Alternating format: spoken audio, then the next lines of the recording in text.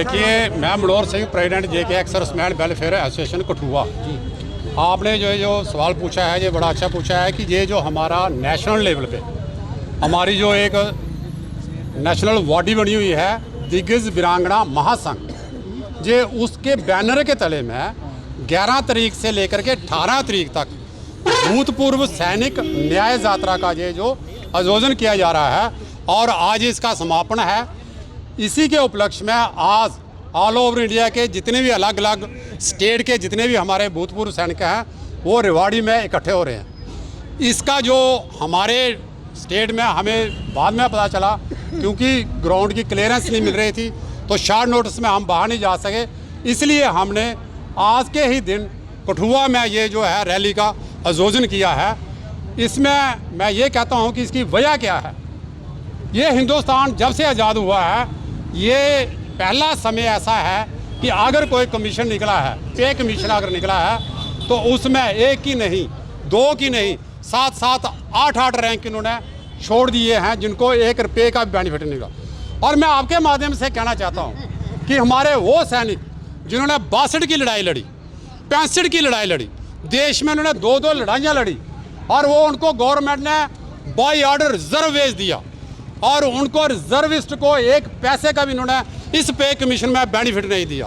और उससे भी शर्म की बात है, जितने भी हमारे जवान थे जिनकी 2-2, 3-3 साल सर्विस नहीं हुई थी और इस देश के लिए उन्होंने अपना बलिदान तक दे दिया, सुप्रीम सैक्रिफाइस जिसको हम बोलते हैं। इंसान जब इस धरती के ऊपर जन्म लेता है उनकी माँ बाप की कितनी ख्वाहिशें होती हैं, हमारा बेटा बड़ा होगा, सर्विस करेगा, नौकरी लगेगी, शादी करेंगे, उनके बच्चे होंगे, लेकिन उस बच्चे ने ना अपना घर बार देखा, ना अपने माँ बाप देखे, ना उसने अपना परिवार का और किसी सदस्य को देखा, सिर्फ और सिर्फ उसने इस देश को देखा, इस भारत माता को देखा और इसके लिए, इसकी रक्षा के लिए, इसकी सुरक्षा के लिए उसने अपने प्राणों की आहुति दे दी।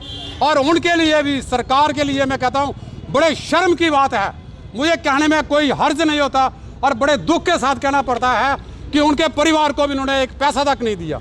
ये कौन सा पे कमीशन है। मोदी सरकार कहती है कि सबका साथ, सबका विश्वास, सबका ये क्या है ये हमें तो सब ऐसे लगता है ढोंग है ये। अगर आप अपने देश की सेना के लिए, उनके भूतपूर्व सैनिकों को कुछ नहीं दे सकते तो मैं समझता हूँ आप किसी के लिए भी कुछ भी नहीं दे सकते। तो क्या लगता है आपको कि जो मोदी सरकार है वो कह रही है कि सबका साथ, सबका विकास, सैनिकों का जो पूर्व सैनिक हैं उनको विश्वास दिलाने में नहीं कामयाब? आप ग्राउंड में देख रहे हैं पिछले 1 साल से 20 फरवरी से लेकर के लगातार बिना किसी नागे के एक दिन भी हमने जाया नहीं किया। जंतर मंत्र, दिल्ली के जंतर मंत्र के ऊपर हम अपना प्रोटेस्ट कर रहे हैं। किसके लिए? पीसफुली तरीके से, डेमोक्रेटिक तरीके से, किसानों की तरह नहीं, ड्राइवरों की तरह नहीं जो पढ़े लिखे भी नहीं है। एक दिन की स्ट्राइक के बाद में गवर्नमेंट घुटनों के तले आ गई। हमें सरकार मजबूर कर रही है कि हम भी उन्हीं की तरह करें, लेकिन हम ऐसा नहीं करेंगे कभी भी। क्या देखते हैं कि 2024 के भी इलेक्शन आ रहे हैं तो देखिए, इलेक्शन हमारा मुद्दा नहीं है।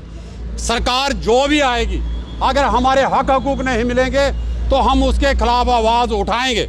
और हम ये सरकार को बताना चाहते हैं, जब तक OROP-2 में जितनी भी अनॉमलीज हैं, जितनी भी त्रुटियां हैं, जितनी भी विसंगतियां हैं, जब तक पूरी नहीं होंगी, हम अपना ये जो प्रोटेस्ट है, हम अपना ये जो आंदोलन है, इसी तरीके से पीसफुली, डेमोक्रेटिक तरीके से हम इसको बंद नहीं करेंगे। सर, क्या देखते हैं, राहुल गांधी जो है न्याय के खिलाफ जो है न्याय यात्रा में निकले हैं, आप भी न्याय आंदोलन कर रहे हैं, किसके खिलाफ है? देखिए, उनका एक पॉलिटिकल मोटिव है, हम उसके ऊपर कोई टिप्पणी नहीं करेंगे। लेकिन मैं आपको ये कहता हूँ, मौजूदा सरकार को, कल को कोई भी सरकार आ जाए, हम ये कहते हैं कि अगर देश को सुरक्षित रखना है, अगर देश को मजबूत बनाना है, तो वही देश मजबूत बन सकता है जो अपनी सेना का पूरा ख्याल रखता है। अगर उस लाइव चलाया सेना अगर मजबूत नहीं होगी, जिस तरीके की इन्होंने अग्निवीर स्कीम ले आए हैं, ये मोदी सरकार जिस तरीके की अग्निवीर स्कीम ले आए हैं, ये आज नहीं आने वाला वक्त बताएगा इनको कि इस देश के लिए कितनी खतरनाक स्कीम है वो। भाजपा आज अधिवेशन कर रही है, क्या समझते हैं आप कि लोगों को वहाँ पे अपने जो उन्होंने काम किए हैं उसकी उपलब्धियाँ बताई जा रही हैं और आज हमारा पूर्व सैनिक जो है वो रोडों पर है, क्या कहना है आपका? मेरा यही कहना है कि गवर्नमेंट चाहे कितनी भी अपनी उपलब्धियां बताए, देश वही सुरक्षित है, देश की डेवलपमेंट तभी जो है वो हो सकती है अगर उस देश की सेना मजबूत है। अगर सेना के बीच में आप प्रैक्टिकल करना शुरू कर दोगे तो ये देश के लिए, उस पार्टी के लिए नहीं, इस देश के लिए बहुत खतरनाक होगा। ये आप विचार करने की वाली बात है। हम लोग जो 70 साल के हो गए हैं, ये 85 साल के खड़े हैं, हमने एक नहीं 62 की नहीं